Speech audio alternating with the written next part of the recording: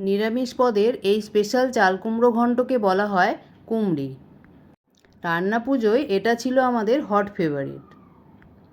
লাগছে গ্রেট করা চাল কুমড়ো, জ্যাগারি পাউডার, চিনি আর কোড়ানো নারকেল। প্রথমেই চাল কুমড়োতে স্বাদ মতো নুন হলুদ দিয়ে জ্যাগারি পাউডার দিয়ে দিলাম। এবার চিনি আর কোড়ানো নারকেল দিয়ে খুব ভালো করে মেখে রাখলাম 1 ঘন্টা মতো। কড়াইতে সর্ষের তেল দিয়ে গরম হলে শুকনো লঙ্কা, 5 ফোড়ন আর তেজপাতা দিলাম। ফোড়নের গন্ধ বেরোলে মেখে রাখা চাল কুমড়ো দিয়ে দিলাম। ভালো করে নেড়েচেড়ে চেরা 2টো কাঁচা লঙ্কা দিয়ে ঢেকে রাখলাম। কিছুক্ষণ পর ঢাকা খুলে নেড়েচেড়ে নিয়ে আবার ঢাকা দিলাম। দেখবে আস্তে আস্তে ভাজা ভাজা হয়ে আসছে। তেল ছেড়ে কড়াই থেকে উঠে আসলেই জানবে রান্না রেডি। মিষ্টি স্বাদের এই কুমড়ি বানিও আর জানিও।